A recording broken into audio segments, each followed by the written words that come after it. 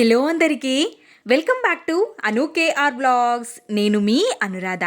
ఈరోజు మన ఛానల్లో బన్ రెసిపీని చూపించబోతున్నాను.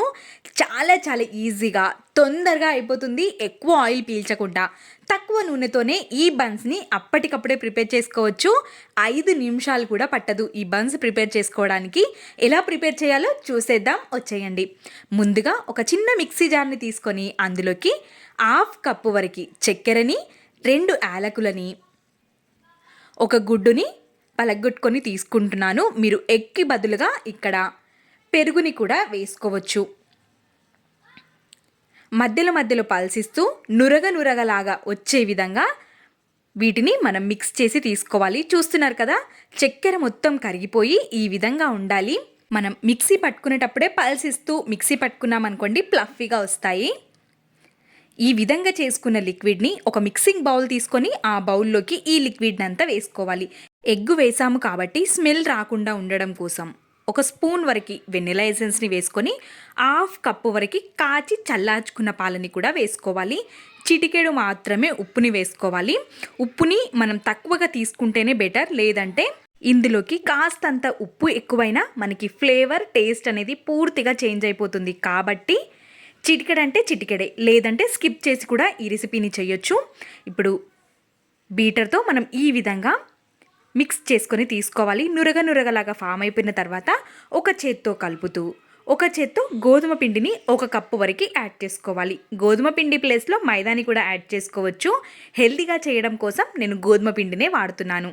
స్పూన్తో కానీ విస్కర్తో కానీ ఎక్కడ ఆపకుండా కంటిన్యూగా 1 నిమిషం పాటు పిండిని కలుపుకోవాలి.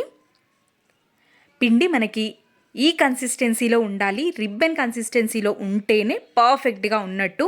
పిండి కొంచెం గట్టిగా అనిపిస్తుంది కాబట్టి ఇప్పుడు ఇందులోకి 1/2 స్పూన్ వరకు బేకింగ్ పౌడర్ని, 1/2 స్పూన్ వరకు బేకింగ్ సోడాని యాడ్ చేసుకోవాలి. ఇందులోకి ఒక 2-3 టేబుల్ స్పూన్ల వరకు పాలని వేసి మొత్తం ఒక్కసారి కలుపుకోవాలి. ఖచ్చితంగా లిక్విడ్ అనేది ఇదే కన్సిస్టెన్సీలో ఉండాలి, అప్పుడే మనకి పర్ఫెక్ట్గా వస్తాయి. ఇప్పుడు ఇందులోకి ఒక 2 స్పూన్ల వరకు నెయ్యిని కానీ నూనెని కానీ యాడ్ చేసుకోవచ్చు. నెయ్యి యాడ్ చేయడం వల్ల సూపర్ టేస్టీగా ఉంటుంది. ఫ్రై చేసుకోవడానికి ముందు గరిటెతో పిండిని తీసుకొని అడుగున చేత్తో కొంచెం తూడ్చుకొని వేసుకోవాలి.